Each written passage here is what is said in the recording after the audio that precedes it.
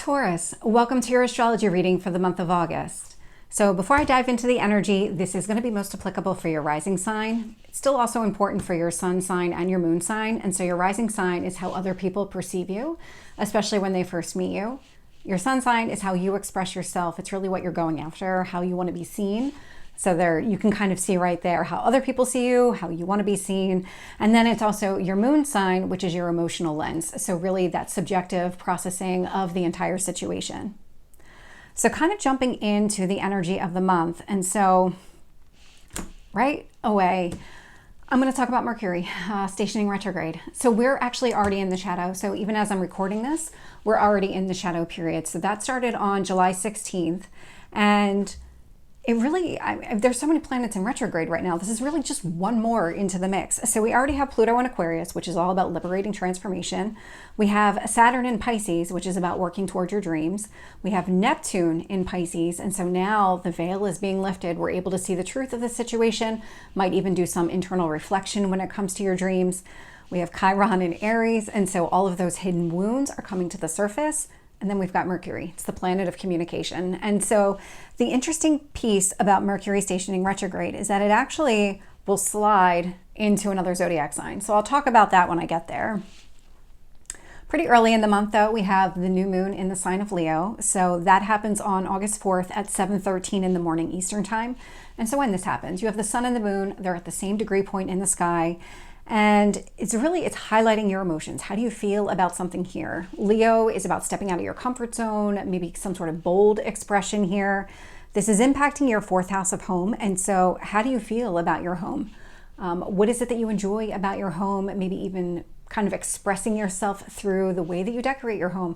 There's a lot that can happen as it relates to your home and your home environment, but this is a pretty positive one here, the way that it's impacting you, because we'll also have the sun and moon. And so these two planets are going to talk to other planets, just, in their normal course of business. And so this new moon creates a sextile to both Mars and to Jupiter. Mars and Jupiter are both in the sign of Gemini. Gemini for you is your second house of personal finances. And so this would be money that you already have, investments that you already have, things that you own that are of value, or maybe even things that you value. And so this new moon is creating an opportunity for you to take some sort of action that leads to growth. Jupiter wants to grow, Mars wants to take some sort of action. Again, in the sign of Gemini, you have all the details in front of you. Gemini loves to get into the details here. And so whatever action you decide to take, and it would be something where you have to make a decision and take some sort of action here, it's right there within your reach. We'll also have the sun and moon trine the north node in the sign of Aries. And so north node is about kind of what you're being asked to do right now. In the sign of Aries for you, it's the 12th house energy. And so there is this kind of easy flow of energy. However you feel about your home environment, however you're expressing yourself or how you feel about your home environment, it completely lines up with the action that you're taking internally. It would be some sort of subconscious action. Then, a little while later, same day, so on August 4th, we have Venus enter the sign of Virgo. And so Venus in Virgo will be conjunct Mercury in Virgo. And so it starts in Virgo and later we'll slide back into Leo, but we'll talk about that. And Venus and Mercury. So Venus here, it's the planet that rules relationships. It is all about bringing things together, emphasizing what you value. It's actually the ruler of your sign. And so there's a lot of your energy kind of built up in that. But within the sign of Virgo, Virgo being another earth sign, so very analytical, very detail oriented here, but very grounded, very practical, focused on some sort of healing that needs to take place. Virgo is the healing energy. And so when it's Venus conjunct Mercury, when you think about the planet of communication, it's also internal processing of information. So this might be really thinking about things that you want to bring together, understanding what you want to bring together, maybe having conversations around things that you want to bring together. A very harmonious type of energy with this Venus conjunct Mercury. And where this sits for you is in your fifth house of fun. And so this is your passion projects, your hobbies, children, if you have them, short-term relationships.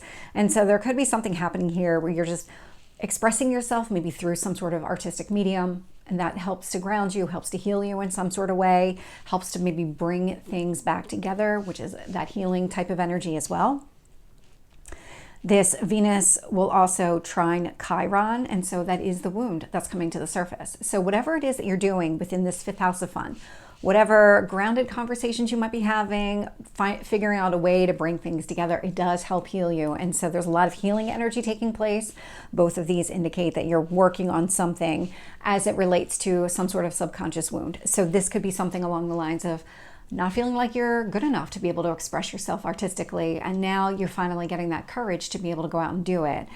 Because keep in mind, it's the same day as the new moon, and so there's an emphasis on your home life earlier in the day. Now we're talking more about this house of fun, so they're interconnected. These energies are not in a silo. Where there is a little bit of a challenge to this. So when Venus enters Virgo, it creates a square to Uranus and Taurus. Uranus and Taurus it's upheaval, but it's for practical reasons. This impacts your first house. So this is your physical person. So whatever it is that you're doing, whatever it is that you're trying to bring together from your passion projects, maybe even children, something along those lines, it's creating obstacles or challenges to the changes that you're making to yourself. And so not an impossible energy, just something that you would have to work through. Then we have Mercury actually stationed retrograde. So up until now, we've been in the shadow. And so when it stations retrograde, it's going to start out in the sign of Virgo. And so that is on August 5th at 12:56 in the morning Eastern time. When this happens, we've got Venus in Virgo. We have Mercury is in Virgo. And so we just saw on the 4th, they're conjunct. Well, now this is a little bit different energy because Mercury the day before was more outward. It was expressing yourself outwardly, processing things, everything kind of outward. When Mercury stations retrograde, it turns all that energy inward. And so when it's conjunct Venus and Virgo, because of the proximity in time, I mean, it's literally hours apart from each other, there is this kind of internal reflection that's taking place on what do you want to bring together? How do you bring this together? Because again, Virgo likes to get into the details of things. It likes to really think things through. And so all within your house of fun, how are you going to use this to really help you heal in some sort of way? How do you process everything internally?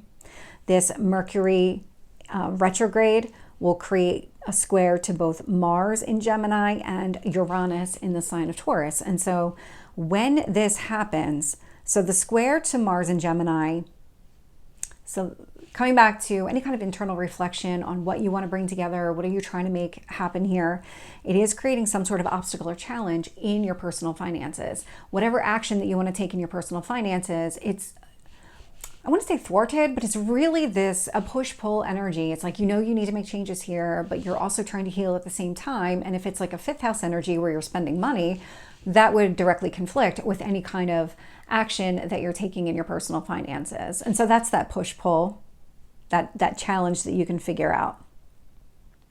The square to Uranus and Taurus, just like we saw literally hours before, any kind of changes that are happening to yourself, it feels like this is creating obstacles or challenges. And it's almost more like, do you need to reevaluate the changes that are happening to you? Is there something else that you need to do here in order to make different changes that are more practical, more grounded as they relate to who you are? This kind of leads up into Lionsgate. I'm actually going to make a completely separate video on that. It might even just be a longer daily reading that day because it is in the middle of the week. So Lionsgate, just to kind of talk about it a little bit, you're going to hear a lot about it. It always happens during Leo season. It's 15 degrees of Leo. It's 8-8 is the culmination point. So it's really the peak of the energy. And we happen to be in an 8 year, 2024. You add up the numbers, we get 8. So it's a symbol of infinity. So I'll get into it more in a separate video, but did want to highlight here that I did think about it. I just think it has a more of a tarot with astrology kind of lens to it. So I'll do a separate video.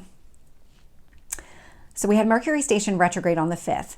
It actually retrogrades back into the sign of Leo on the 14th at 8:16 in the evening Eastern time. And so when it goes back into Leo, now it's conjunct the sun. And so when you think about being bold and stepping out, kind of a bold expression for you, it's in your 4th house. And so when Mercury stations retrograde in the sign of Leo, now you're thinking about all of these things related to your home environment. How do you express yourself at home? How do you express yourself maybe to the other people in your home or to the physical structure itself? Like, what changes have you done? How do you feel about your decor? All of these different things can come into play here. because of the way that it's impacting you.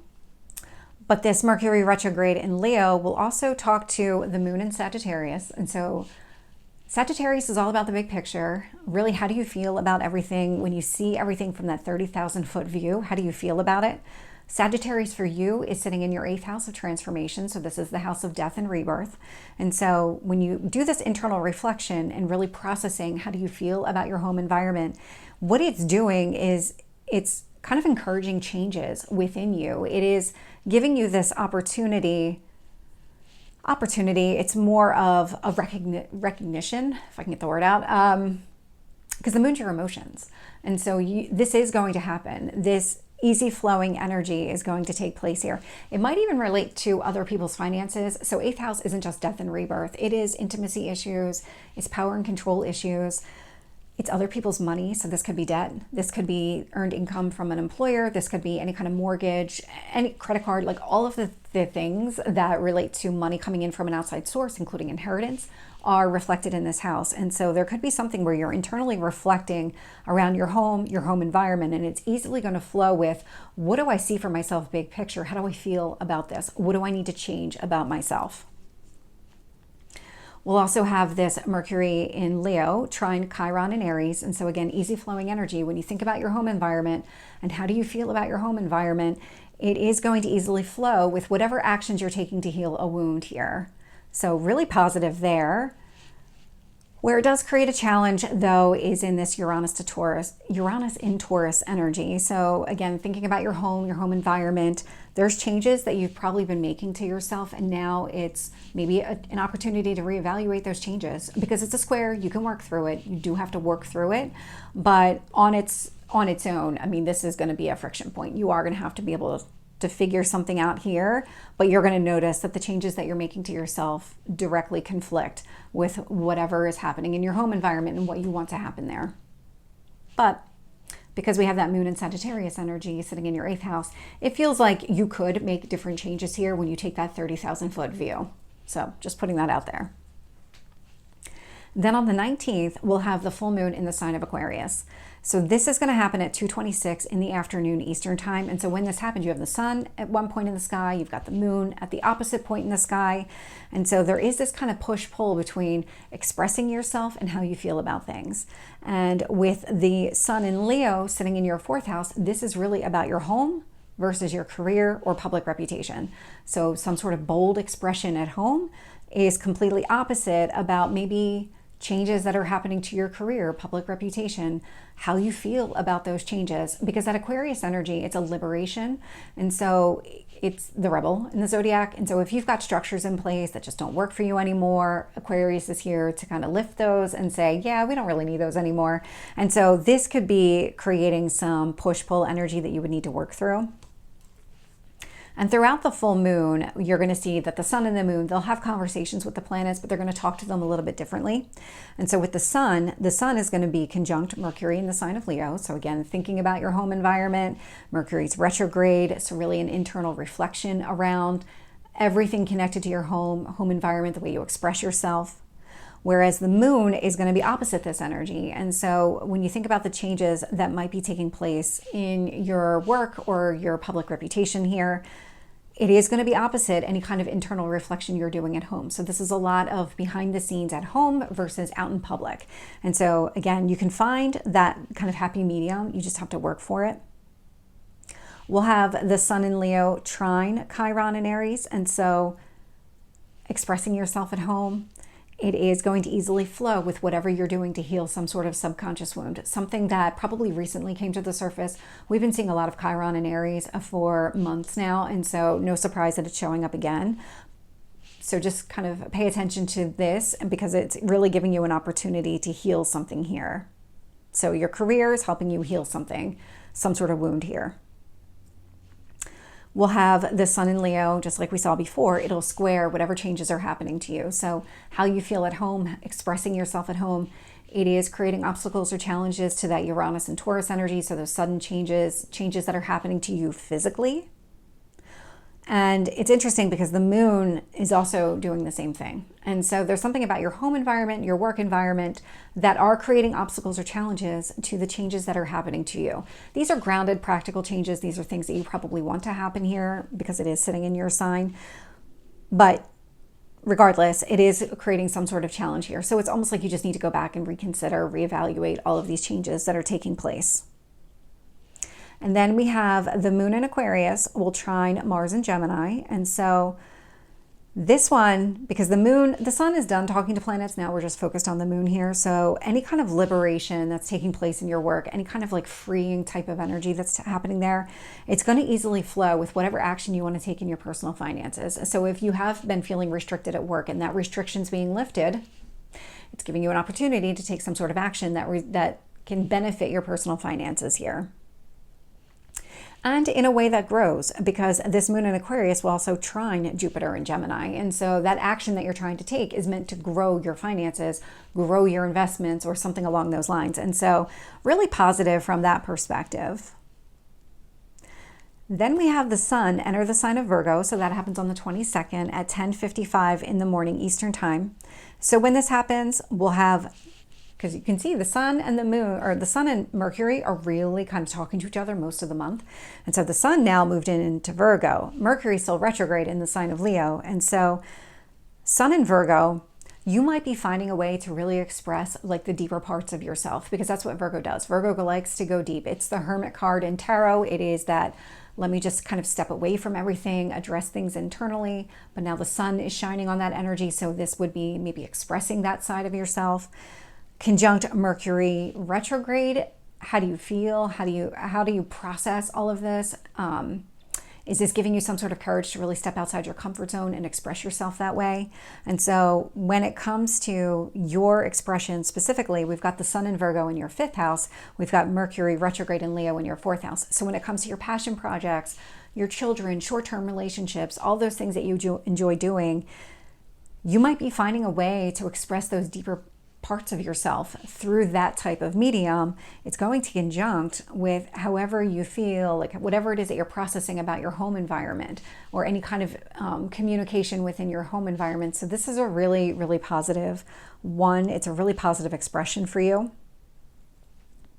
We'll also have this sun in Virgo trine Chiron in Aries. And so how you're expressing yourself, that deeper side that you're expressing through maybe some sort of artistic medium or expressing with those short-term relationships or children, something along those lines, it is easily blending with however you're healing this subconscious wound that has now come to the surface. Something that maybe you didn't even realize for a long time, which is buried deep in there, and it could relate to some sort of insecurity, some sort of vulnerability. That would be a way to easily kind of work with this energy. It's going to flow organically. And then we'll have the sun in Virgo square Uranus and Taurus. So kind of back to that energy again, where when it comes to you and the changes that are happening to you, expressing yourself, maybe expressing that deeper side of yourself, is creating obstacles or challenges to those changes that are happening to your physical person. So the outside of you. Again, you can work with the energy. It feels a lot like maybe reevaluating. I know I keep saying it, but it kind of almost, you're being given a lot of clues that maybe those changes that are happening, other changes need to be happening in order for you to kind of get what you want here. Then we have Mercury station direct. So that happens on the 28th at 5:14 in the afternoon, evening, Eastern time. And so Mercury is in Leo. It will eventually go back into Virgo, but for right now it's in Leo. It's going to trine Chiron in Aries. And so now it would be communication in your home, Mercury and Leo, sitting in your home environment. So any kind of bold expression, bold conversations that you're having at home are also helping to heal whatever wound has come to the surface. So whatever action that you're taking to heal this wound, there's a direct connection here.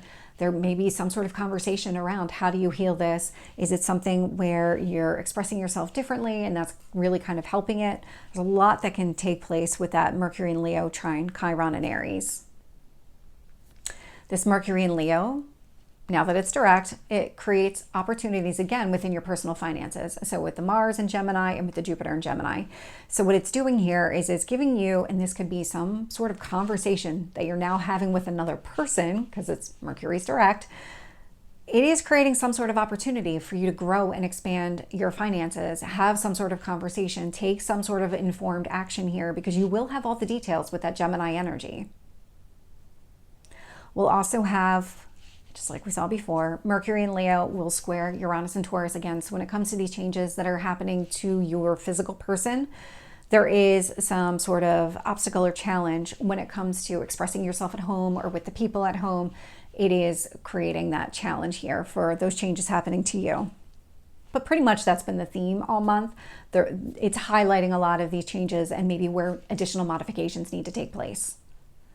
Then at the end of the month, on the 29th at 9:23 in the morning, we'll have Venus enter the sign of Libra. So when Venus enters Libra, so Venus is the ruler of your sign, but it's also the ruler of Libra. And so more of that kind of energy where it's bringing things into balance, want things to come together, kind of that let's all get along type of energy. So it will trine Uranus and Taurus. And so where we've been kind of seeing some of this difficulty throughout the month, this is a harmonious aspecting here. So whatever it is that you're trying to bring together in your daily life, because that's where Libra sits in your 6th house, your daily life, it's going to easily flow with whatever changes are happening to you physically.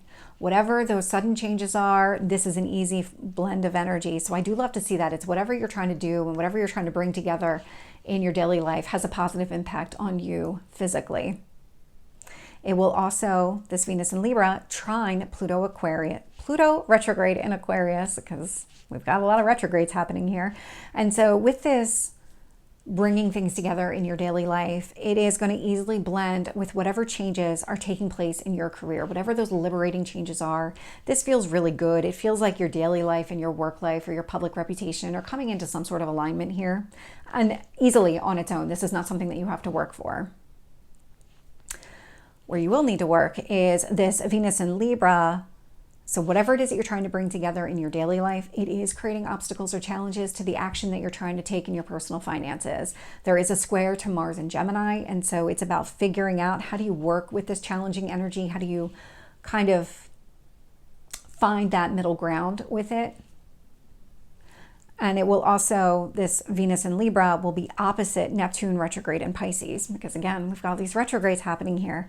So Neptune retrograde, I talked about it in the beginning, but I'm going to emphasize it a little bit more here. So Neptune retrograde, internal reflection of your dreams, but also really revealing the truth, because Pisces energy, Neptune rules Pisces, so it's a lot of that type of energy. It can get so lost in dreamland that it doesn't see reality. And so when Neptune is retrograde in the sign of Pisces, this can indicate that you're seeing things clearly. You've got this different perspective on things. You might be reevaluating and just considering all of your dreams in general. And so this, whatever it is that you're trying to bring together within your daily life, is opposite this energy. And that energy is sitting in your 11th house of community. So this would be your group of friends, the people that you surround yourself with, like could be your neighbors, things like that, but it's really the community around you. It's not those individual relationships.